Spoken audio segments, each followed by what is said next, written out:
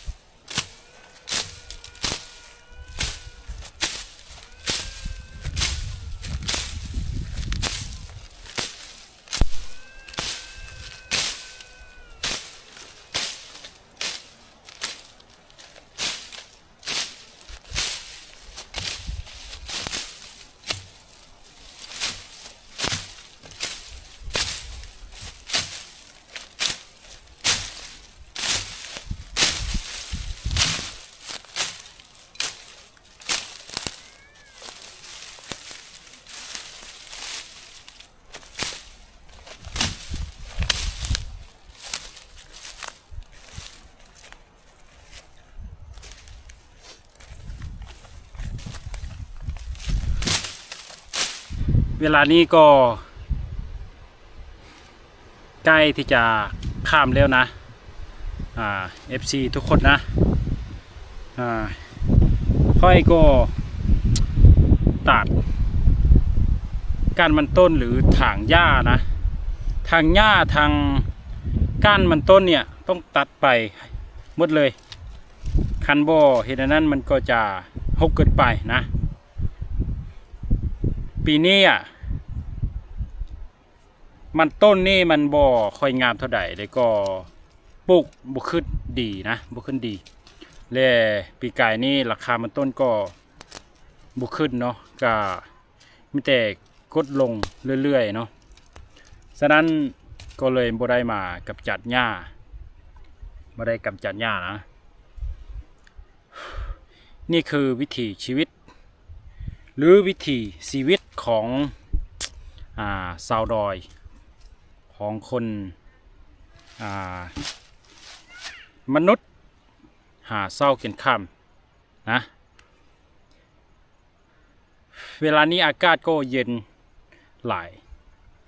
ก็ประมาณ5 โมงเลยนะ5 โมงนี้อากาศเย็นมากๆนะนี่คือรายการภาษาลาวปนไทยแล้วก็ไทยปนลาวหรือรายการภาษา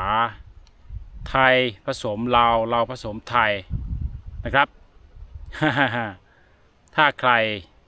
เห็นคลิปผมก็โอเคให้ผมนะฮะถึงเวลาที่จะกลับบ้านเลยนะเพราะว่ามันหนาวเลยนะหนาวแล้วก็จะได้กลับบ้านก่อน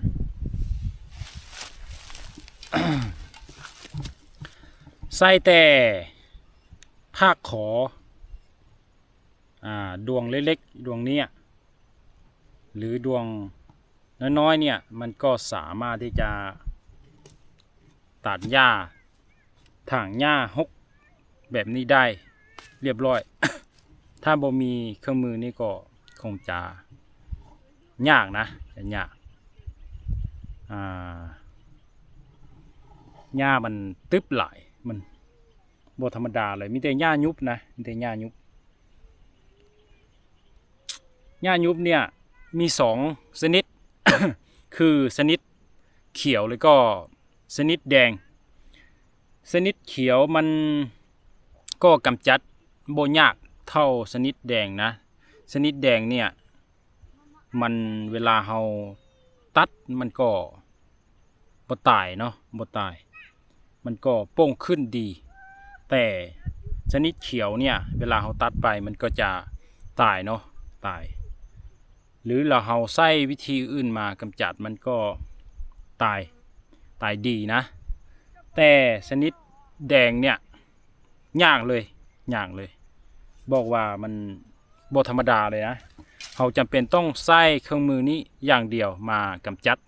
มันถึงจะได้หรือมันจึงจะสามารถกำจัดได้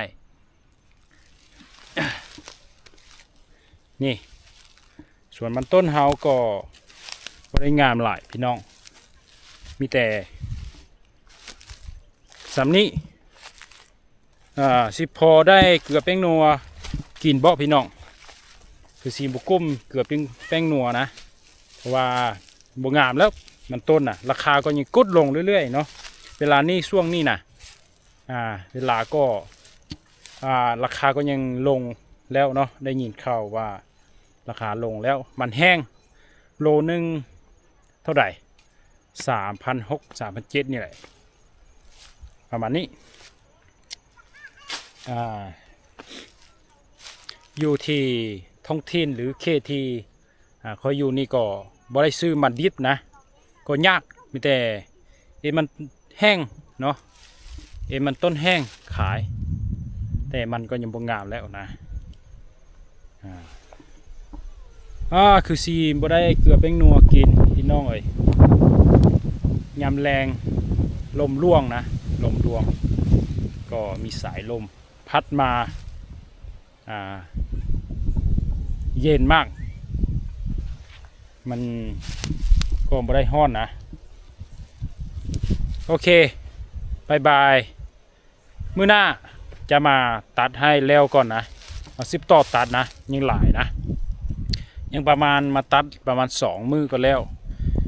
หลังจากที่ตัดแล้วก็ต้องได้กู้นะกู้ก้านมันไปกองไว้ให้เป็นระเบียบหลังจากนั้นจึงมาขุดหรือมาทอดเอาหัวมันนะหลังจากที่ทอดหัวแล้วก็ออกมาเป็นกองแล้วก็ได้ตัดแล้วก็ได้ใส่ถุงใส่เป๋านะใส่เป๋าหลังจากใส่เป๋าแล้วก็ได้ขูดไปเป็นกองเป็นบ้อนนึงหลังจากกองแล้วเป็นกองอยู่บ้อนใดบ้อนนึงแล้วก็จำเป็นต้องได้เอาหงซอยมาปาดมาซอยแล้วก็ได้ตากประมาณ4-5 มื้อถ้าอากาศดีฝนบ่ตกเนาะฟ้าแดดดีประมาณ4-5 มื้อนะอยู่เขตเฮานี้อากาศมันแห้งแล้งหลายลมแห้งหลาย4-5 มื้อก็แห้งพอสมควรแล้วมันก็มีหลายขั้นตอนนะค่าสิ้นเปลืองมีหลายถ้าคิดไล่ทั้งหมดที่เฮาเฮ็ดจนถึงขั้นตอนที่เอาไปขายนี้ก็ถือว่าเมื่อถึงแล้วพี่น้องบ่ได้นะนี่คือวิถีชีวิตคนหาเช้ากินค่ำแล้วก็คนทุกข์ยากเราก็แค่นี้แหละเพิ่นว่าทุ่งนามีอะไรนะทุ่งนามีอย่างมีข้าวในหายมีปลาแต่ในหายผมในหายค่อยบ่มีปลาทุ่งนาก็ข้าวก็มีน้อยนึงนะ ทุ่งนานี่บ่มีข้าวมีแต่มันต้นนะมันต้นแค่นั้นแหละโอเคบายบายเมื่อก่อนวันหน้าจะมาสืบต่อนะสืบต่อเวลาเราขุดเราตากแล้วจะถ่ายเป็นคลิปวิดีโอให้เบิ่งวิถีชีวิตของคนบนดอยเฮาว่าเป็นจังไดนะพี่น้องนะโอเคบายบาย